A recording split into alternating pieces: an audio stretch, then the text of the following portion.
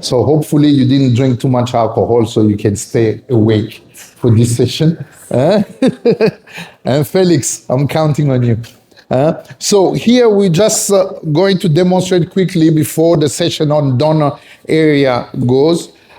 This is a good demonstration. As you can see, Mikhail, we scan his head and we have a 3D dimension, so we can go on a donor area and get an image. Here we have shorter hair, so the software can go ahead and measure the quality of the hair. You can also run live demonstration, how many percentage of hair you can take, how many can remain, so you can know exactly if you're over harvesting or not. So this is actually a good tool. And also you can do trichoscopy on top of the head. And so in the same setting, you can catch, actually, Mikhail, if you want treatment, you can do treatment because you still have some vellus hair on top. So we can do a lot of things today with all the equipment that we have at our disposal. I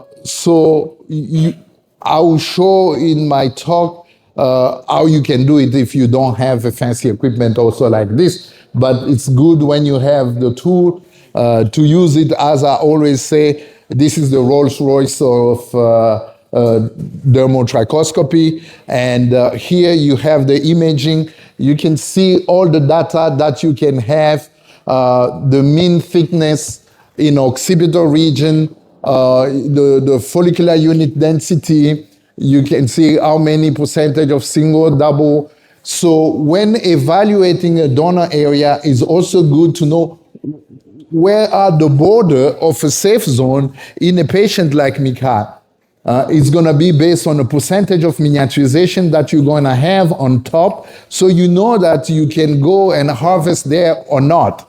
So you can simulate here, if we go to the donor, you can simulate how many grafts you have based on a density on a grid, how many you can take, and how the donor will look like if you take, let's say, if we take 50% of the graft, how it's going to look like in a box in occipital.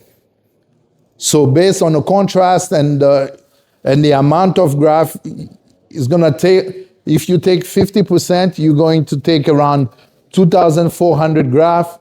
And if you take more, how the donor will look like after.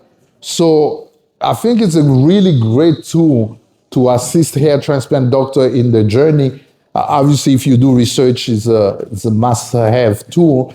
But I think there are a lot of other features that, for the sake of time, that we do not have. But I wanted to really take this opportunity to show what can be done today with artificial intelligence. There are different tools on the market, but one of the tools, I think TrichoLAB has been with us, with FUE Europe being sponsors and all that. So I think it's really to show what they do on a daily basis. I've been to their lab and they're always sensitive to inputs and all that. So it's a great tool, and I think thank you, Michel, for playing this role, and Boris for being the good guy.